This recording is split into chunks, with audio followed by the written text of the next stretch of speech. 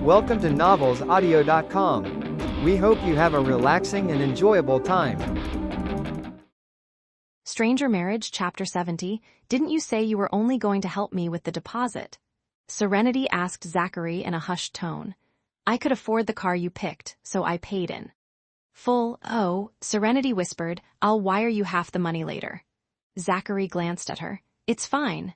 Serenity blinked. By that did he mean he was giving the car to her, sure he could afford the car, but it was over $100,000. Although they were husband and wife, they barely knew each other in the short period they were married. Most importantly, they signed an agreement to go their separate ways 6 months later. Zachary's sudden splurge on $100,000 car was a red flag in Serenity's eyes. There was no free lunch in the world. Serenity dragged him out of the dealership and confronted him away from the public eye. Mr. York, can you tell me why you're gifting me with a car? I won't feel comfortable driving the car unless you clarify that. I don't want to be indebted to you. Returning favors was the hardest thing to do. Zachary stared into her eyes. It took a while before he averted his gaze. Serenity picked up on the blush across his face. Serenity. Last night, I misjudged you. Everything clicked. You feel that you've wronged me, so the car is an apology gift. Zachary's eyes met hers. It was a good thing that she got it right away. We cleared the misunderstanding last night, and you apologized to me. Although I was really angry then, I got over it. There's no need for you to splurge on a car to make up for it. It's handy to have a car around. Without a doubt, Serenity understood the convenience of a car. You back. Besides, you're going to transfer your car's words. He drafted the agreement and made. To listen to full and free Married at First Sight by Lingfei, please Ixia's website, novelsaudio.com, and search keywords Married at First Sight or click the link in the description of this video. Stranger Marriage, Chapter 71, Lingfei 71. Lingfei, Married at First Sight. In a show of support, Jasmine circled Serenity's new ride and complimented. Not bad. How much was it? About $100,000. Was it paid in full or are you taking up a loan? My man made the full payment. Jasmine beamed and patted her best friend's shoulder. Wow, Serenity. It did not take long for you to bag that man and get him to buy you a car. I knew you had it in you even though you didn't know each other before the marriage. Mr. York must be blind if he didn't fall for your charms. Serenity was the best in Jasmine's eyes. Once in the shop, Serenity poured herself a glass of water and chugged down half before replying, You're crazy. Zachary found out that Sean drove me home last night. We nearly got into a fight because he thought I was cheating on him, so he felt he did me wrong after I cleared the air and gave me a car as an apology. Jasmine? Here she was, imagining a lifetime movie out of Serenity's life when reality gave her a rude awakening. Jasmine, I'll be honest about Zachary and I since we're close. I didn't even tell my sister. Truth is, Zachary gave me a contract to sign after we met the families on Saturday. The contract was in his favor. He seemed to have a misconception that I was out to get his money. It was written in the contract that we'd have an amicable separation if we didn't develop feelings for each other in the next 6 months. He'd transfer the ownership of the house and car to me as part of the divorce settlement. I guess that's the damage to losing my youth. He's pretty generous on the matter. The house is all paid for and a prenuptial property. I simply moved in with my bags. I didn't want to take what wasn't mine, but since he had drafted the term on the contract, I just let him signed it. Still, I don't intend to accept anything that's his. I'll move out the same way I move in when the divorce happens. I told him I'd pay him back when we were getting the car. He didn't seem too pleased about it and just left me. Well, he can be unhappy all he wants. I better be clear on this before things get ugly during the divorce. Jasmine. A while later, Jasmine poked her best friend on the forehead and uttered, What's in that head of yours, Serenity? Mr. York said you'll divorce if you do fall in love with each other within the time frame. Why don't you give it a go then? Mr. York tends to keep to himself, so I bet you don't get much out of him. Men like that are softies. I believe you'll have a happy ending if you can snag him. Do you think divorces are fun? Did you talk about the divorce with Mr. York just now? Serenity remained silent. Jasmine knew Serenity too well that the silence was her answer. Caught between laughter and tears, Jasmine remarked, Well, don't blame Mr. York for ditching you. Although he bought you a car as an apology, he had changed his attitude toward you for the better. Otherwise, he could have put the whole thing behind by saying sorry or giving you a bunch of worthless flowers. Why bother splurging on a car? Serenity fell silent for a bit. Before answering, I don't want to owe him even though we're married. It's not like we have feelings for each other, but I must admit that he's better than my brother-in-law. At the very least, he paid for the living expenses and didn't make me go Dutch. I have the means to get my own car. I'm going to wire him the money later, or I won't feel comfortable taking the car. It's like this car is a ticking time bomb, threatening to blow up in my face one day. Jasmine gave it a thought. Sounds good, you're an independent woman. Since Mr. York suspected you had a motive, you could prove to him that you're not after his money. It would take time to get to know a person well. Free-spirited as she was, Serenity quickly put the matter behind her. Lingfei, married at first sight. Stranger Marriage, Chapter 72, Zachary felt brushed off. He pulled a long face the entire afternoon, leaving everyone at York Corporation in tenterhooks. It was a mystery who stepped on the toes of the stone-faced CEO. As if his usual aloof demeanor was not enough, the tensed lines running along his chiseled face only made him scarier. Even Callum and Josh refrained from hanging around Zachary. Despite feeling exasperated, Zachary kept his promise and waited for Serenity at the shop after work. Since Serenity was busy, he stepped into the shop to help out behind the cash register. However, the combination of his stern outlook, his quiet presence, and his towering build scared the students away from the cash register. The students could only muster the courage to approach Serenity and Jasmine. Serenity said to him point-blank, "I'll take over from here, Mr. York." Tilting his head, Zachary stared into Serenity's eyes with utmost profundity. It took a while before he got up with a sour face and walked around the cash register to head outside the shop and stand like an ice sculpture. It was hard not to notice as Zachary stood there, emanating ominous vibes to stay away. Now the issue was not that no one came to him to make payment, but no one dared to set foot into the shop other than the people who were already there. Serenity, realizing this, Jasmine drew close and whispered in her best friend's ear, "Serenity, take Mr. York away now. I can handle the shop on my own. His presence at the entrance is causing our sales to plummet. Appreciate it, Jas." Serenity helplessly got up and walked out. She told Zachary, "Come on." Zachary stood still, refusing to move. It was only when Serenity tried to pull him away that he hissed through clenched teeth, "You think I'm no help?" Not knowing what to think, Serenity reached out and grabbed his arm. "I don't think so. It's not a job for you, that's all. The students are afraid of you. They're more terrified to see you than their teachers." She dragged him into the car. "I'll take the new car home, and then you can drive us to my sister S." Zachary did not voice an opinion, quietly agreeing to her plan. He felt a little better. Serenity was right. As the heir of the Yorks, Zachary had never dabbled in the service sector. His birth as the firstborn had decided his fate to take over the family businesses and affairs. Zachary assumed his position as the CEO of York Corporation the moment he came of age and had the capability to carry on the business. Being at the top only added an air of aloofness to him. Apart from a few close executives, everyone else at York Corporation shied away from him. It was extraordinary that Serenity did not hold his stoic nature against him when they signed the papers minutes after they had just met. He should really thank Serenity for not dismissing him. Zachary would have been humiliated if Serenity shunned him when he was willing to get a marriage license with her. Lingfei, married at first sight.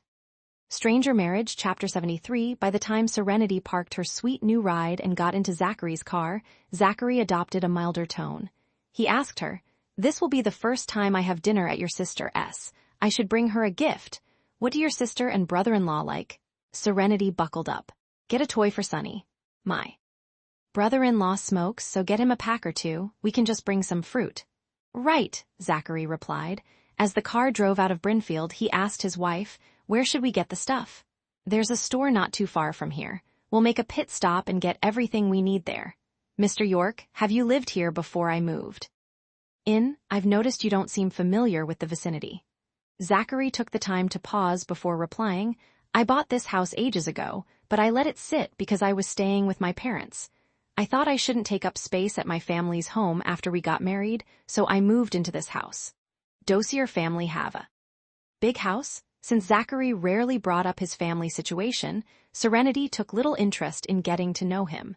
Now that Serenity picked up on his misconception and precaution toward her, Serenity would rather stay out of his personal affairs.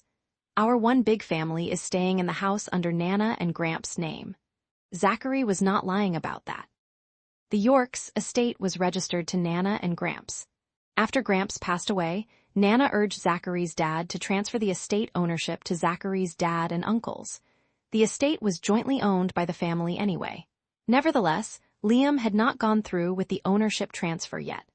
Zachary believed his dad wanted the house passed straight down to Nana's grandchildren, to save the family from cutting through red tape.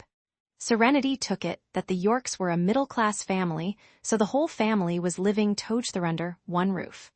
Grandma May did mention before that she loved having her children and grandchildren around. Nana probably did not want the family to break up and live in different parts of the city. I'll take you there at a later date. Zachary proposed without Serenity even asking. She was his wife in the eyes of the law. Zachary ought to show her around the family home, one way or another. The family estate had multiple buildings across the land. Some of the buildings were for the employees. Zachary could use one of the employees' residences to fool Serenity if this were to lie upon before his identity reveal. Give me the heads up when you want to visit your family home. I need to prepare myself for it. Zachary curled his lips but quickly pressed his lips together in case Serenity caught him smiling. Sure. All that talk cut the journey short. They soon arrived at the store Serenity mentioned. The couple went in empty-handed and came out with Zachary's arms full of shopping bags. Serenity said to not overdo the shopping, but Zachary wanted to make it extra special since it was his first visit to her sister's place. While he did not mind being labeled cheap, Zachary did not want people to think that Serenity made a poor choice by marrying him. Ring, ring, ring, with Serenity's phone ringing, she thought it was Liberty. Serenity pulled out her phone and saw that it was another unidentified number. She had a feeling that it was a call from the Hunts. She had already blocked cousin Mike's number. Lingfei, Married at First Sight. Stranger Marriage, Chapter 74, Are you going to take the call? Zachary asked as he caught his wife staring at her phone when he entered the car after loading the shopping bags in. It might be my money-hungry relatives. You'll know who it is when you pick up the call. You can't run forever. Don't fear them. You got me. With him around, he would have her back no matter what. Serenity was embraced by warm tingles when Zachary said he got her.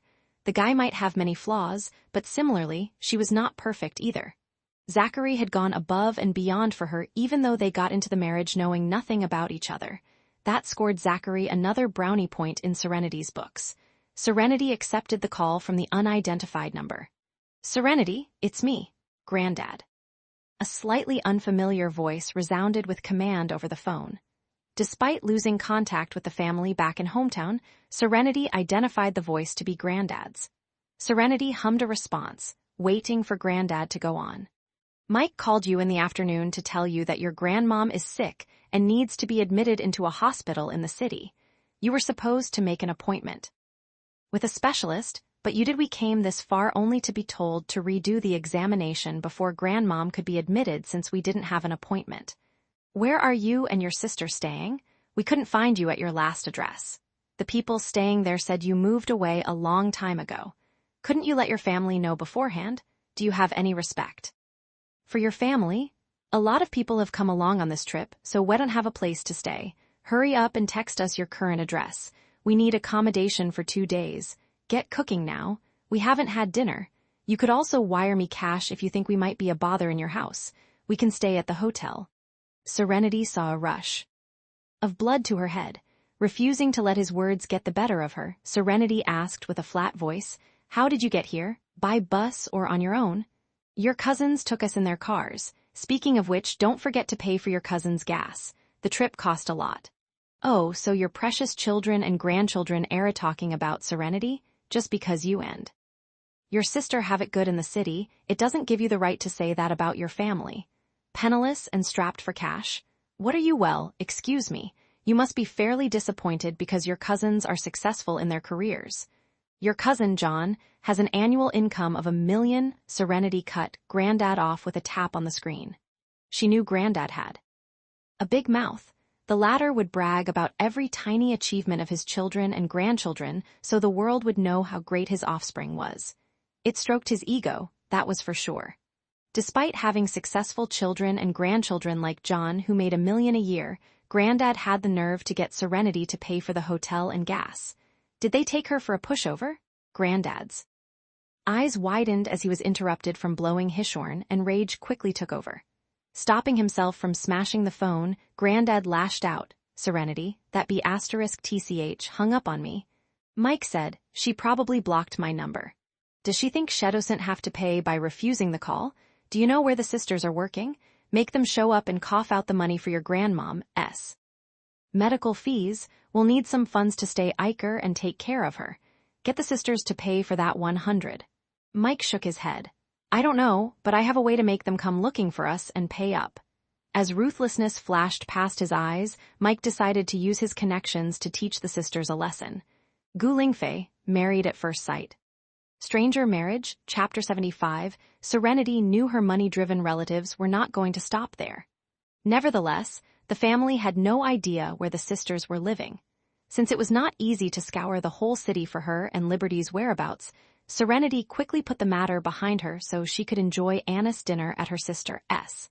Having been listening to the conversation the whole time, Zachary did not take the matter lightly. He had instructed Josh to get a file on the Hunts and trust that he would hear back soon. The couple arrived at Liberty's apartment and ran into Liberty, who was taking out the trash downstairs. Liberty. Happy to see her sister, Serenity darted toward. Liberty, you're here, Saren. The fatigue across Liberty's face was swept away at the sight of her sister and brother-in-law. With Zachary retrieving bags of gifts from the car, Liberty whined, we're family. You shouldn't have to get us anything. It's only some fruit, Liberty. Taken in by Zachary's kind gesture, Liberty was warming up to her honest and courteous brother-in-law. Although a man of few words, Zachary was attentive and considerate toward Serenity. Serenity would probably be stumped to find out what Liberty thought about Zachary. Is Hank back yet? Serenity affectionately held Liberty's arm. Where's Sonny? Hank is on the way home. He should be here soon. Sonny's upstairs. My in-laws are here too. They're watching over Sonny so I can take the trash out. Hearing that Liberty's in-laws were here too, Serenity furrowed her sleek brows without saying a word. There were certain things the sisters could keep between themselves. There was no need to say it in front of Zachary. The Browns were aware that Serenity had gotten married. Hank's sister, Chelsea, was here to inform Liberty that she would be sending her children to a school in the city. The children would be staying with Liberty so she could keep an eye on them. Since Liberty was already a stay-at-home mom, a few more children would not hurt. In fact, it had always been Chelsea's plan, but Hank did not have enough room to accommodate her children. Chelsea's daughter was 11 this year and entering junior high in the upcoming school year, while her son was 10. Both her daughter and son certainly could not share a room. Chelsea's youngest son was 3 years old and could only fall asleep in the company of adults. Now that Serenity had married and moved out, Hank's place had an extra room for Chelsea's 2 kids. It was more than once that Chelsea moaned to Hank about Serenity living on Hank's property. Hank had no obligation to provide shelter for Serenity. Chelsea resented Serenity for occupying a room that could have been for her children instead. Partial to his family, Hank started to find Serenity an eyesore. He started to pick fights with his wife and managed to force Serenity out of the house. Liberty beckoned Serenity and Zachary to come up to the apartment. They had just stepped out of the elevator when Liberty overheard her son's cries. Sonny's crying. Serenity was more anxious than Liberty. The latter then whipped out her house keys and opened the door, saying, the children must be fighting over a toy. Chelsea's youngest son was older than Sonny by a year. The 2 boys often fought over toys when they played together. Liberty walked into the house to Sonny running over with his favorite toy, asking for hugs. Lingfei, Married at First Sight. Stranger Marriage, Chapter 76. Chelsea's youngest son was right behind Sonny, wailing and demanding, I want the plane Sonny got. Gripping that plane against his chest, Sonny nervously looked back at his cousin and murmured, hug his mama, hug his mama. Liberty picked her son up. Liberty, tell Sonny to give the plane to my son. We're your guests. Sonny should be nice to my son. Chelsea came over and wiped away her son's tears before standing up to grab the toy plane from Sonny. Seeing that Sonny refused to let go, Chelsea was about to snatch the toy right out of Sonny's hand when she caught a glimpse of Serenity and her husband. Zachary had his hands full with bags. She immediately withdrew her arms and greeted Serenity with a smile. Long time no see, Serenity. Is this your husband? Why, he's a handsome and striking man, isn't he? Not only was the man attractive, but he also carried himself with a presence-and grace that even Hank, despite being in a managerial position, could not beat. Chelsea was envious of Serenity. 2-4 long time no see, Chelsea. This is my husband, Zachary. Chelsea exchanged greetings with Zachary. Aloof. As ever, Zachary gave a nod without a word. Zachary took an instant dislike to Chelsea after witnessing the woman snatching Sonny's toy for her son. Sonny was younger than his cousin, and most importantly, the toy belonged to him. Why should Sonny give in to his cousin's demand? As someone who has his people's best interest at heart, Zachary was not going to stand by and let one of his own get the short end of the stick. Zachary adored the little man and could not bear to put Sonny in that position. Liberty asked Serenity and Zachary to come in as Chelsea picked up her son. Her son must be spoiled silly because he was still fussing over Sonny's toy. Hank's parents were all smiles, seeing that Serenity and her husband came bearing gifts. They were not fond of Serenity before, but those feelings changed now that the latter was married and had moved out. Mr. and Mrs. Brown heard that Serenity's husband owned a house at Brinfield debt-free and was in a senior position in a major company. These were good enough reasons to get on Serenity's good side. Everybody took a seat. Zachary put the shopping bags on the coffee table. Spotting a new toy among other stuff, Chelsea opened the shopping bag and took out a new toy set to give to her son. She said, "Don't cry, Bubs. Let's play with the new toy. We don't like Sonny's old toy, do we?" Zachary clenched his jawline and gave Chelsea a grimacing look as tension rose in the room. Mr. Brown nudged his wife, hinting her to hold down their daughter from going too far. Serenity's husband brought these new toys for Sonny. Chelsea was only embarrassing herself for claiming things without permission. Feeling awkward, Chelsea's husband, George Repton, got up immediately to grab the new toy set from his son and put it back on the coffee table. George carried his son and settled him down. "Be good boy now, Bubs. I'll get you a new toy later." Chelsea could not read the room to save her life. Zachary blurted, "Let him play with the toy. I bought a lot of new toys for Sonny. He won't be missing that." Having noticed the dirty hands of the Repton's child, Zachary regarded that was touched as soiled and tainted. Hence, the kid could have the toy for all he cared. He gestured to Serenity to give the new toy set to the Repton kid. Not wanting to make things harder for Liberty than they already were, Serenity picked up the toy and gave it to Chelsea's son. Then, Serenity noticed the little guy's soiled hands and understood the reason behind Zachary's sudden generosity. Lingfei, Married at First Sight. Stranger Marriage, Chapter 77. Since Zachary was a bit of a germaphobe, the kid's dirty hands on the new toy did not sit well with him. That was why he was generous to give away the new toy. Now that the two young ones got over their whining, the negative vibe among the adults subsided. Although Zachary said nothing, the Browns got the hint from his eyes and expression to never rub him the wrong way. Mrs. Brown already had the impression that Serenity was bad news, but her man meant business too. She was aware of Liberty's relationship with Serenity and her son's deeds too, so she needed to warn her son against going overboard.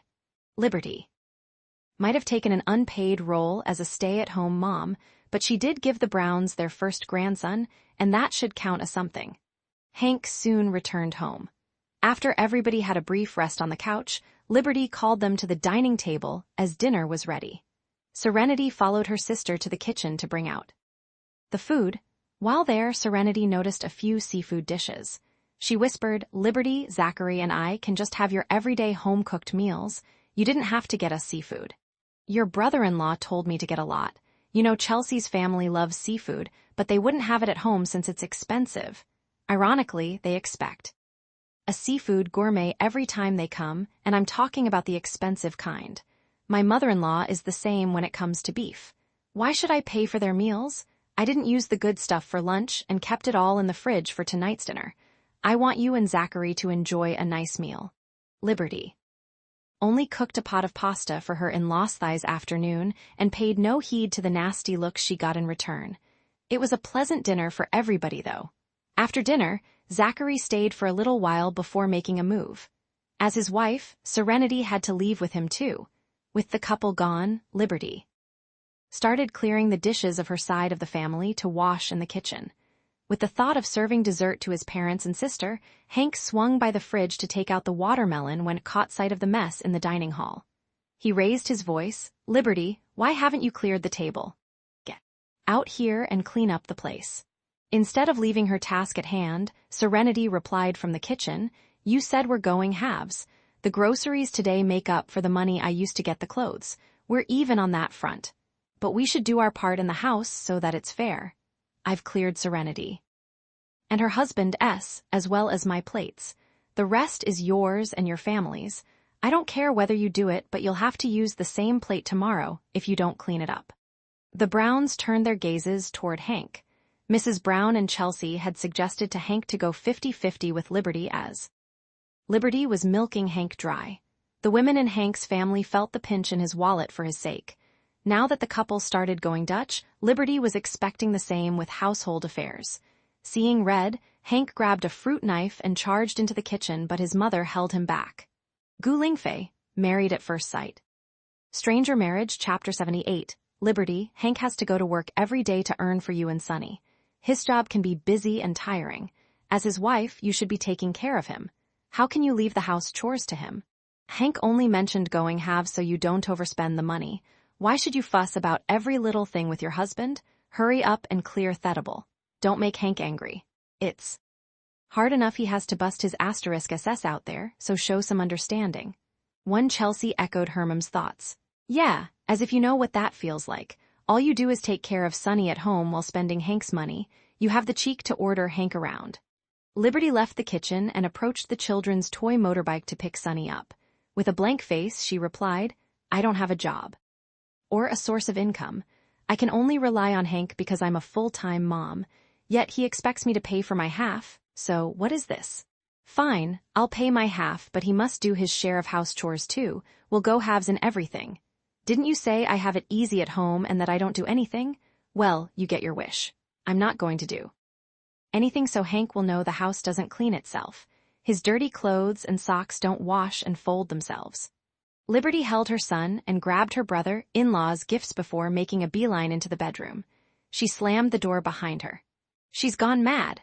Livid, Hank banged the fruit knife on the coffee table and rolled up his sleeves with the intention to get into the bedroom and show Liberty who was boss.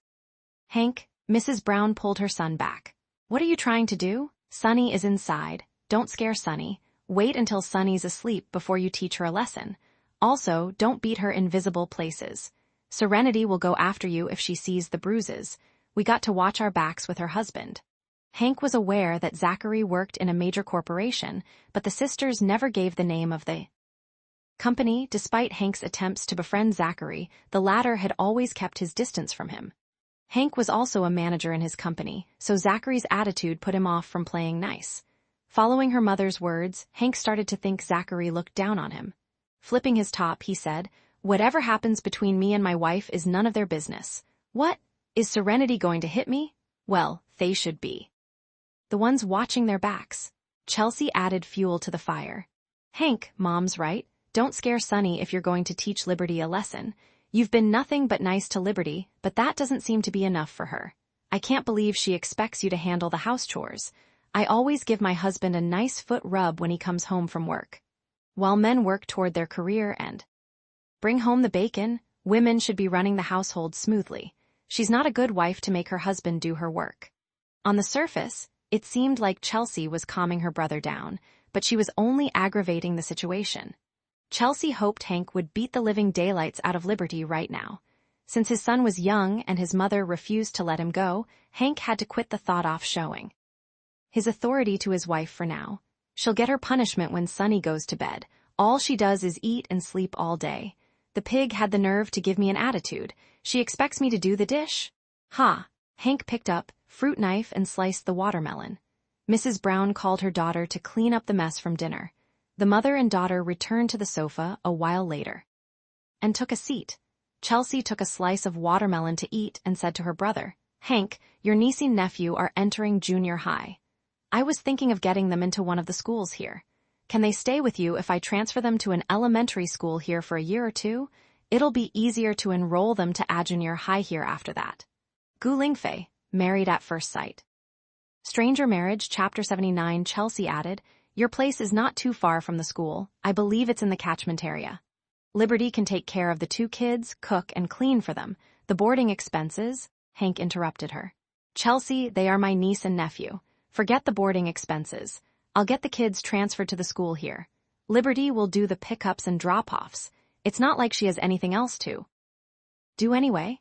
Seeing that Hank did not hesitate to say yes, Chelsea and her husband were over the moon. Mrs. Brown pointed something out to her son. "Hank, you should discuss this with Liberty. She's part of the family, too." She then turned her attention to her daughter. "I heard the kids don't get an automatic placement for the junior highs here. The parents must live or own a property in the catchment area to get into local schools. Chelsea, it's not like you're living in the countryside. It's suburban. The schools there aren't too bad. You and your brothers studied there and got to college just fine." Mrs. Brown believed the location did not matter so long as the children did their due diligence studying. "Oh, this reminds me. Hank, how about I named you the parent of the kids, or you can transfer the title deed to my name once the kids graduate. I'll revert the guardianship tome or the house ownership to you." Mr. Repton held his son as he helped himself to some watermelon. He had no comment on the matter. Hank was quick to sign off on it without a second thought. Nevertheless, he said, "I'll let Liberty know later. I call the shots in this family, but Mom's right. She's part of this family. Besides, she has to send the kids to and from school as well as cook for the kids. I'll need to get her opinion on this. I'll call you once we reach a decision, Chelsea. Don't worry, I want my niece and nephew to get into the best schools." Ah, the love between siblings. Hank had a lot of faith in his sister and was willing to help out as much as possible. Besides, his niece and nephews were not outsiders, they were family. Chelsea was tickled pink, to say the least. Switching to a lighter tone, she persuaded Hank, "Don't be mad at Liberty. It's normal for couples to have fights. You've been together and in love since college. For Sonny's sake, just let it go." She was afraid that instigating a fight between the couple would steer Liberty away from cooking and playing chauffeur for her kids. That would foil Chelsea's plan in sending her kids to her brother S. Chelsea got to lie low when asking for a favor. Mr. Brown chimed in. "Hank, your sister's right. Don't go around talking about beating up your wife. Sit down and talk things out. Don't take the violent route. Look at me and your mom. We've been married for years, but I've never laid a finger on your mom." Hank grumbled, "It's because my mom is the best. Liberty can't be compared to Mom. She's getting worse by the day. She's not contributing anything to the family and thinks she's doing me a favor because she's caring for a child. I only suggested going halves to save money because she's spending money as if they grow on trees. In one day, she can spend half of the $3,000 I give her for monthly expenses. Mom and Chelsea proposed the ideotomy. If I don't do that, Liberty won't figure out a way to earn some money or understand the struggles. It's a challenge to provide for the family. Yet here she is, splitting the house chores with me. Well, she's got another thing coming. She spent over $1,000 in a day? That's excessive. You have a mortgage and child to think about. She could have been a little more considerate since she's relying on you without an income. Going halves sounds like a good idea. I'm not saying you shouldn't do that." To her, Mr. Brown took his son's side immediately. Desperate times call for desperate measures. She can take up a part-time job while caring for the child. But don't keep talking about teaching her a lesson. Marriage is forever. It hasn't been long since the wedding and you're already killing each other. How are you going to survive a lifetime? Hank pursed his lips and said, "Got it, Dad." Lingfei, Married at First Sight. Welcome to NovelsAudio.com. We hope you have a relaxing and enjoyable time.